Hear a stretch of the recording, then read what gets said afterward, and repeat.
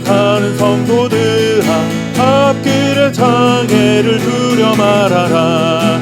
성령이 너를 인도하시리니 왜 지체를 하고 있느냐. 앞으로 천성을 향해 나가세. 천성만 바라고 나가세. 모든 천사 너희를 영접하러 문 앞에 기다려 서 있네. 너 가는 길을 누가 비웃거든 확실한 증거를 보여주어라. 성령이 친히 감하여 주사 그들도 참기를 찾으리. 앞으로 천성을 향해 나가세. 천성만 바라고 나가세. 모든 천사 너희를 영접하러 문 앞에 기다려 서 있네. 너 가는 길을 모두 가기 전에 내 손에 등검을 꽂지 말아라. 마귀 등에 모두 깨뜨리고 끝까지 잘 싸워 이겨라.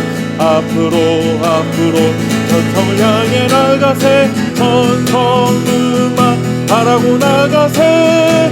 모든 천사 너희를 영접하러 문 앞에 기다려 서 있네.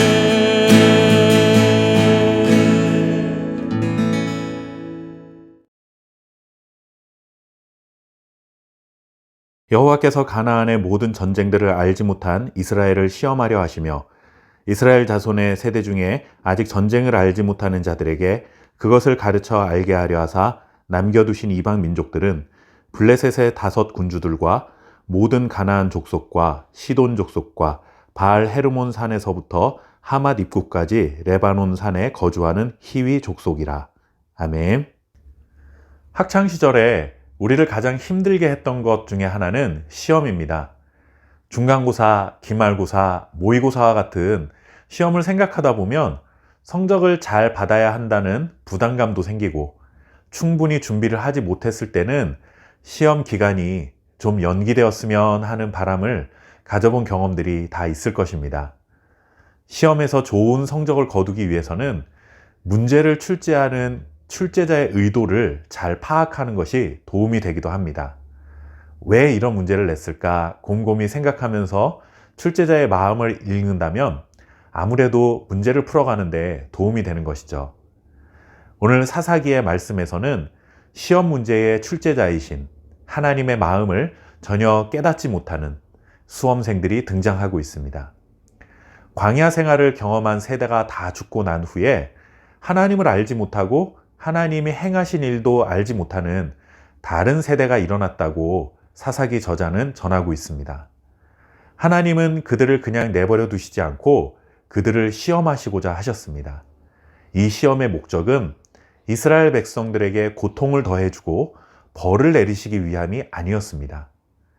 그들의 조상들이 출애굽을 하고 40년 광야 생활을 하는 동안 그리고 가나안 땅을 정복하는 과정에서 하나님께서 그 전쟁 가운데 어떻게 역사하셨고 일하셨던 분이신지 그것을 알려주시기 위함이었습니다.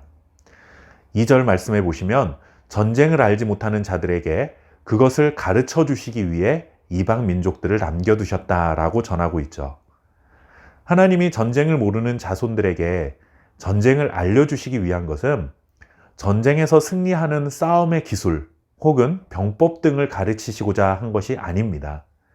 또는 전쟁이 얼마나 우리의 삶을 처참하게 만드는지 전쟁 결과의 비참함을 알려주셔서 그들을 협박하시기 위함도 아니었습니다. 하나님이 전쟁을 가르치고자 하셨던 이유는 이스라엘을 위해서 싸우시고 전능하신 능력으로 적군들로부터 이스라엘을 보호하시는 그 하나님이 누구신지 그리고 하나님이 어떤 일을 행하시는지 그것을 알려주고 싶으셨던 것입니다. 그렇게 하나님이 누구신지 알게 된다면 이스라엘 백성들이 하나님을 순전한 마음으로 섬기게 되고 하나님의 말씀을 따르는 자로 거듭나게 될 것이라는 하나님의 기대, 하나님의 의도가 있었던 것이죠. 그런데 이 시험에 이스라엘 백성들이 실패하고 맙니다. 이방 민족들과의 전쟁을 통해 전쟁 가운데서 이스라엘을 지키시는 하나님을 알게 된다면 신앙을 회복할 것이라는 기대를 하셨지만 그들은 이전보다 더 실패와 타락의 길로 접어듭니다. 오히려 그 남겨두신 이방 민족들과 함께 거주하면서 그들의 딸들을 아내로 맞아 결혼을 하고 심지어 그들이 섬기던 신들을 섬기는 우상숭배가 더 심해진 것입니다. 시험 문제를 내신 출제자 하나님의 의도와는 완전히 반대 방향으로 이스라엘 백성들이 걸어가게 된 것이죠. 결국 이러한 역사가 반복되면서 점점 하나님과 이스라엘의 관계는 멀어지게 됩니다. 약속의 땅 가나안에서는 하나님이 약속하시고 준비하신 평강을 누릴 수 있는 땅이었습니다. 그러나 반복되는 이스라엘의 배교, 그리고 그 배교로 인한 하나님과의 관계가 깨어지게 되자 이스라엘에게 평강은 요원한 일이 되어버리고 말았습니다. 하나님께서 약속하신 선물을 자신의 것으로 누리지 못한 이유는 간단합니다. 하나님이 예비하신 평안이라는 선물보다 세상이 주는 쾌락과 안락함과 풍요로움을 더 소중하게 여겼기 때문입니다.